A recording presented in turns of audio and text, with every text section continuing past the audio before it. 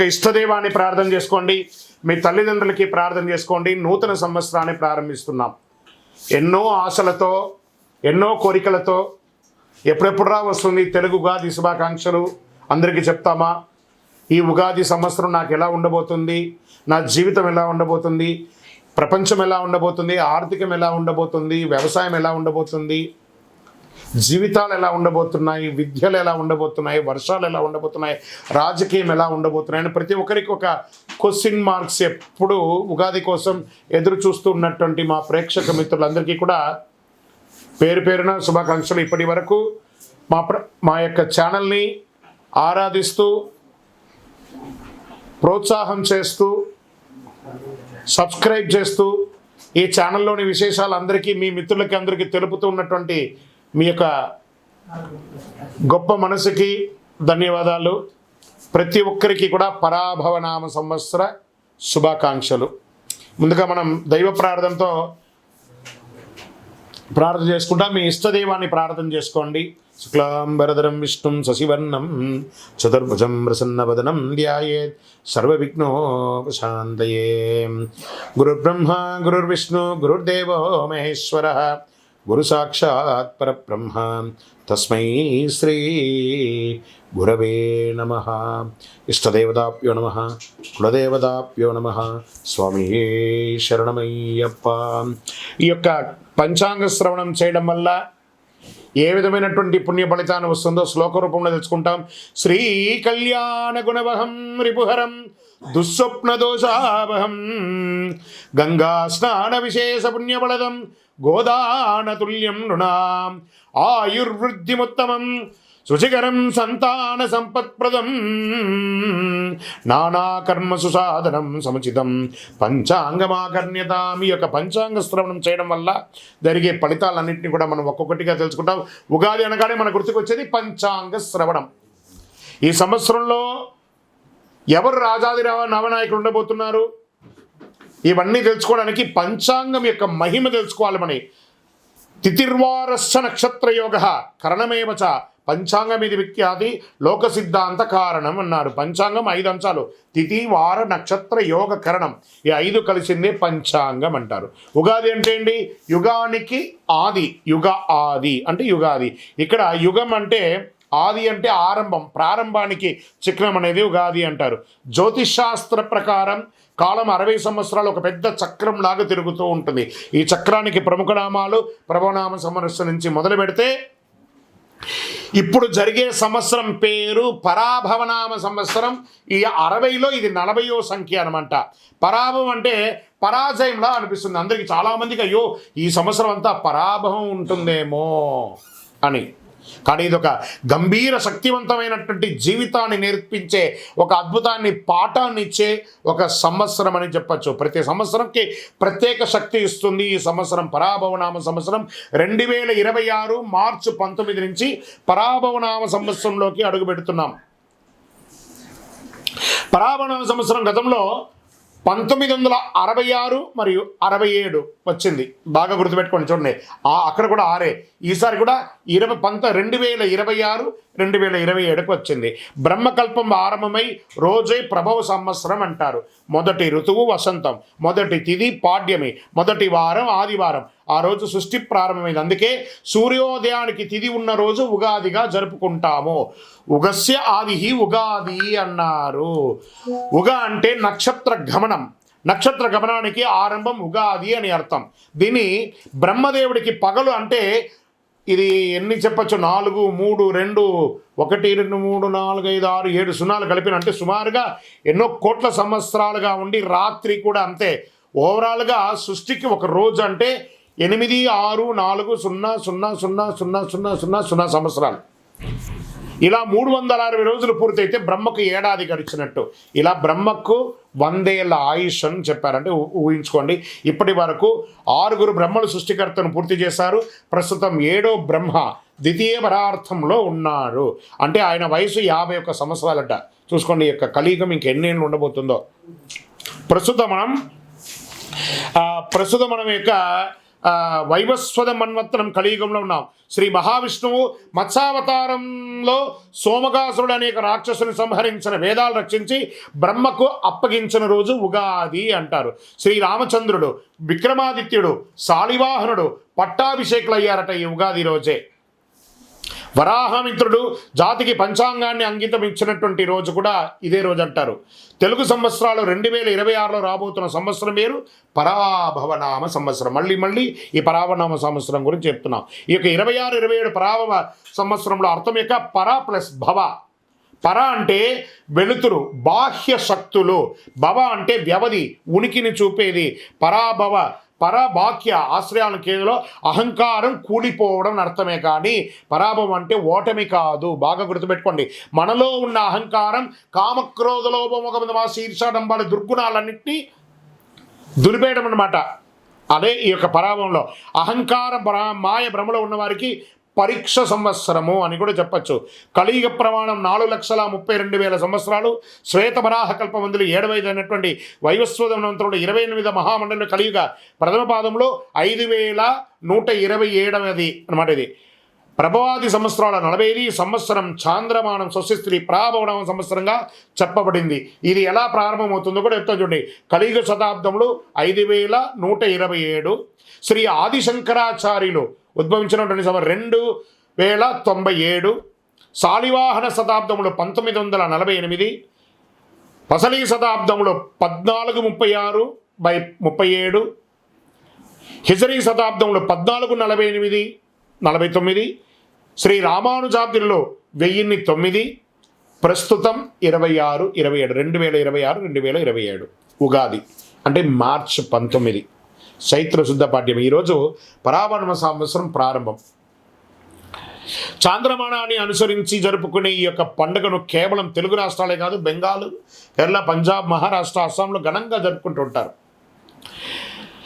గడిచిన సంవత్సరం అందించినటువంటి విజయాలు నూతన సంవత్సరంలో కొనసాగాలి. గడిచిన ఏడాదిలో ఎదుర్కొన్నటువంటి ఇబ్బందులు నూతన సంవత్సరంలో ముగింపు పలికి కోరుకుంటూ ముందుగా పరాభవనామ సంవత్సర శుభాకాంక్షలు ప్రేక్షక మిత్రులందరికీ.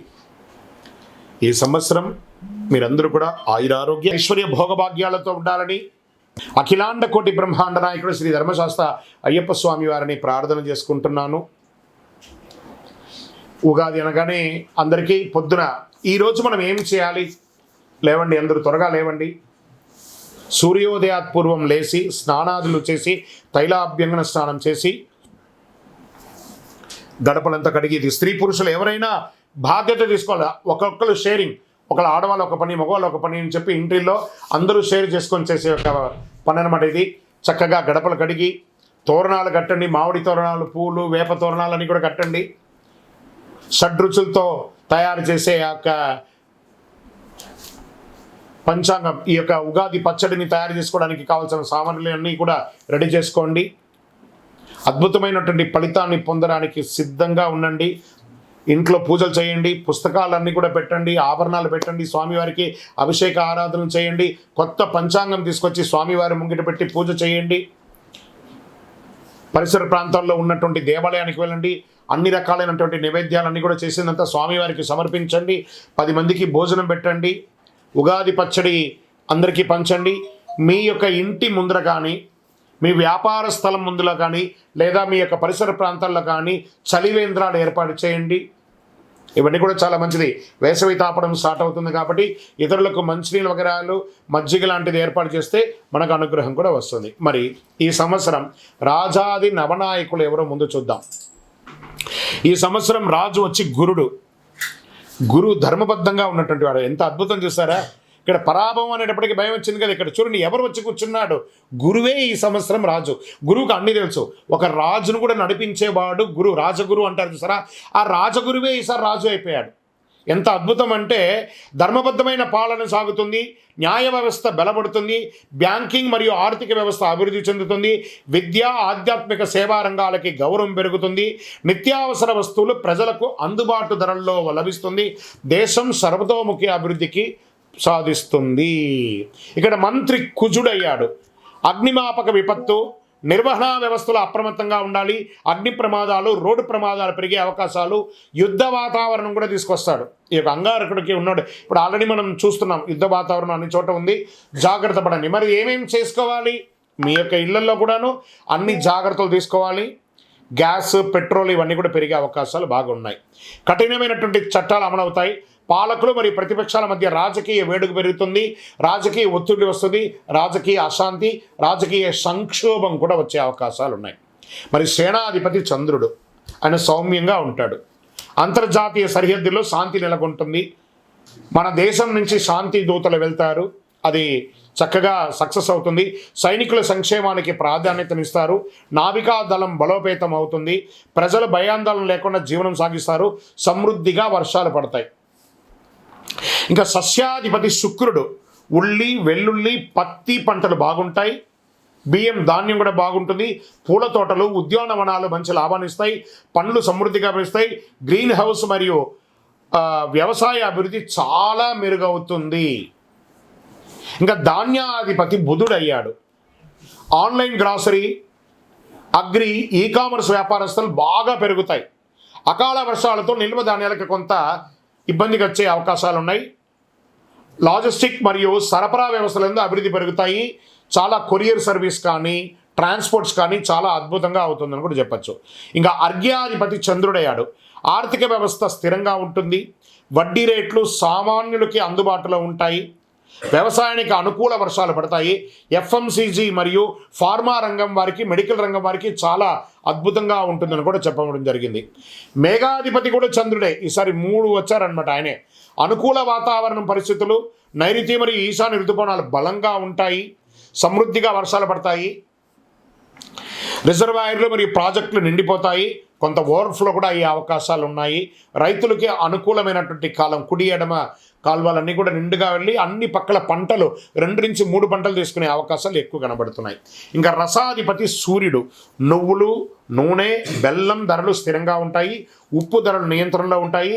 ఫార్మసిటికల్ మరియు రసాయన ఎరువులు ధరలు పెరిగే అవకాశాలు ఉన్నాయి. ఆహార కల్తీపై ప్రభుత్వ దాడులు జరిగే అవకాశాలు ఉన్నాయి. దీనికి ఎక్కడ వచ్చి కూర్చోనంటే హోటల్స్ బాగా చూసుకోండి. ఈ యొక్క ఫాస్ట్ ఫుడ్స్ ఏరియాల్లో ఇవన్నీ ఉన్నాయి చూస్తారా, ఎక్కడ పడితే అక్కడ దీంట్లో అంతా కూడా కల్తీలు బయటపడతాయి, జాగ్రత్త. నీరసాధిపతి శుక్రుడు. లగ్జరీ వాహనాలు, విదేశీయ బ్రాండ్ వినియోగాలు, ఎలక్ట్రానిక్ ఫోన్స్, కాస్మెటిక్స్, సిల్క్ వస్త్రాలు గిరాకీ పెరిగే అవకాశాలు ఉంటాయి. పూజా సామాగ్రిలు, కర్పూరం, అగరబత్తి, గంధం అమ్మకాలు పెరుగుతాయి. వజ్రాలు, ముత్యాలు వ్యాపారంలో లాభాలు ఉంటాయి. గోల్డ్ అండ్ సిల్వర్లో మిశ్రమంగా ఉంటుంది. ఇంకా రాజాది ఉపనాయకులు ఉన్నారు. వారి ఫలితాలు పంచాంగ శ్రవణంలో కేవలం నవనాయకులకే కాకుండా ఉపనాయకులు కూడా చాలా ముఖ్యమైనది. ఇది ఆధారంగా దేశంలో వాణిజ్యం, ప్రజల జీవన విధానం, ఆరోగ్యం, వర్షాలు, మార్కెట్ పరిస్థితులు ఎలా ఉండబోతాయో తెలుసుకుంటాం మనం. పశుకాలకాధిపతి ఎవరైనా ఉన్నాడంటే చంద్రుడు. ఈసారి చంద్రుడికి చాలా అవకాశాలు ఉన్నాయి. పశు సంపద అభివృద్ధి చెందుతుంది. పాల ఉత్పత్తి, డైరీస్ పెరుగుతుంది. డైరీ పరిశ్రమ చాలా లాభాల్లో ఉంటుంది. రైతులకి ఆదాయం పెరుగుతుంది. ఇంకా వనాధిపతి శుక్రుడు. అడవుల అభివృద్ధి, ఔషధ మొక్కల ఉత్పత్తి, ఆయుర్వేద పరిశ్రమలో అభివృద్ధి అయ్యే అవకాశాలు బాగా ఉన్నాయి. ఇంకా మళ్ళీ జలాధిపతి చంద్రుడు. నీటి వనరులు సమృద్ధిగా ఉంటాయి. చేపల పెంపకం, రొయ్యల పెంపకము, ఎక్స్పోర్ట్స్ ఇవన్నీ కూడా కలిసి వస్తాయి. జల వనరులపై ఆధారపడిన వ్యాపారాలు అన్నీ కూడా ఈ యొక్క సీలో వెళ్ళే యొక్క షిప్పింగ్, ఇవన్నీ షిప్ యార్డ్స్, లేదా ఈ రసాయన సంబంధించిన ఎక్స్పోర్ట్స్ ఇవన్నీ కూడా బాగా కలిసి వస్తుంది. వాణిజ్యాధిపతి బుధుడు. వాణిజ్యం అభివృద్ధి చెందడానికి ఈ కామర్స్ వ్యాపారాలు పెరుగుతాయి. స్టార్టప్ కంపెనీస్ బాగా అభివృద్ధి చెందుతాయి. మల్టిపుల్ ఫండర్స్ వచ్చి ఇన్వెస్ట్ చేసే అవకాశాలు ఎక్కువ ఉన్నాయి. మళ్ళీ కర్షకాధిపతి చంద్రుడు.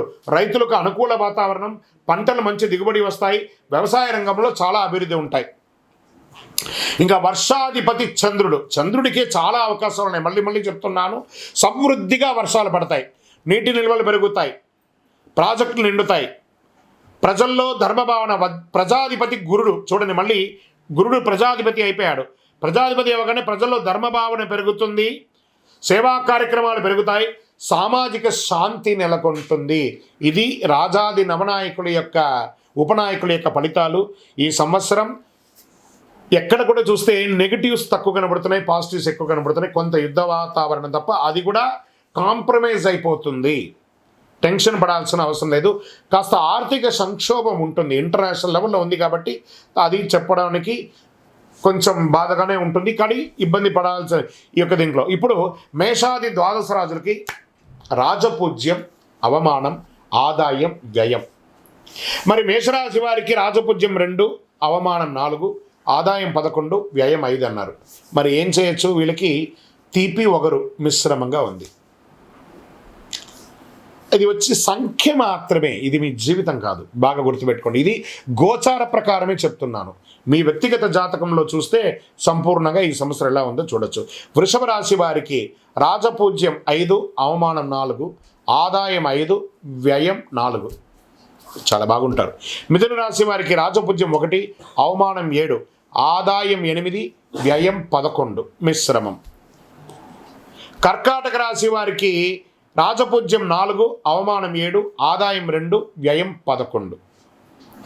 సింహరాశి వారికి రాజపూజ్యం 7, అవమానం 7, ఆదాయం 5, వ్యయం 5. మీరు మిశ్రమలే మిడిల్గా ఉంటారు, జాగ్రత్తగా ఉండాలి, కొంచెం డేంజర్ బెల్ ఉంది, జాగ్రత్త. కన్యా రాశి వారికి రాజపూజ్యం 3, అవమానం 3, ఆదాయం 8, వ్యయం 11. ఇక్కడ చూడండి, వీళ్ళకి కొంచెం చేదు తీపి కొంచెం మిశ్రమంగా ఉంది.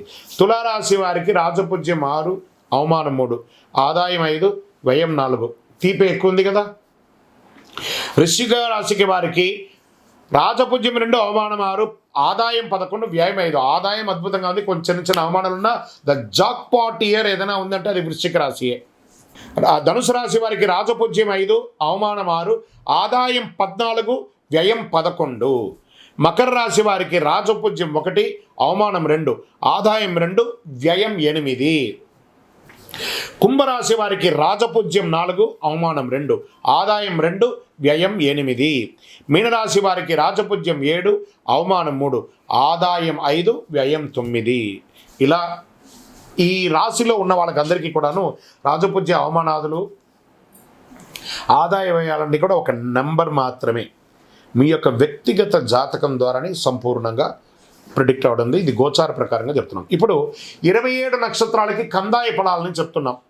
కందాయ ఫలం అంటే పంచాంగ శాస్త్రంలో ఒక సంవత్సరంలో ఆ నక్షత్ర జాతకులకి ధనం, ఆరోగ్యం, సుఖం, కష్టం వంటి ఫలితాలు సూచించే విధానం అని చెప్పచ్చు. సాధారణంగా 3 కందాయాల సంఖ్య ఉంటాయి.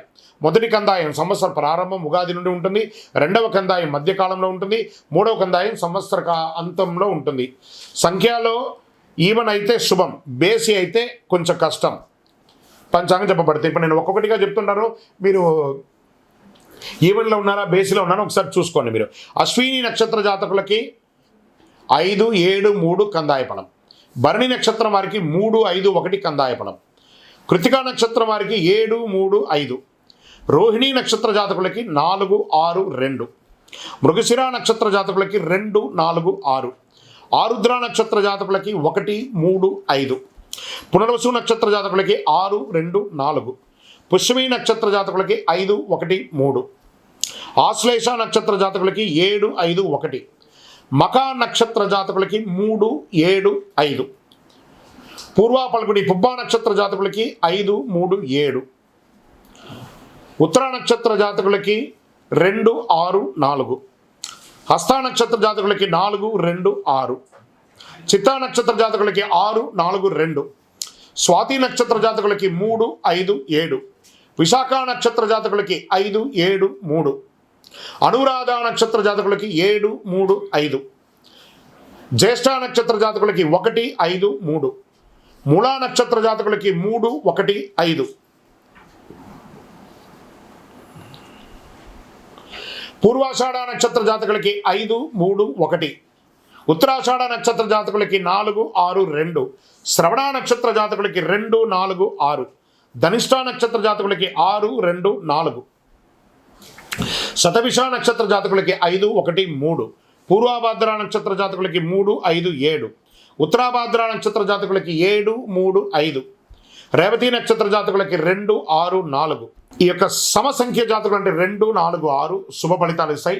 బేసి సంఖ్యలు అంటే 1, 3, 5, 7 మిశ్రమ ఫలితాలు ఇస్తాయి. కాబట్టి పానిక్ అవ్వాల్సిన అవసరం లేదు. ఇవన్నీ యూనివర్సల్గా చెప్పాలి కాబట్టి చెప్తున్నాం. మీ యొక్క వ్యక్తిగత జాతకం చూసుకుంటే మీరు ఎక్కడ ఉన్నారో తెలుసు. ఇది గోచార ప్రకారం చెప్తున్నాం.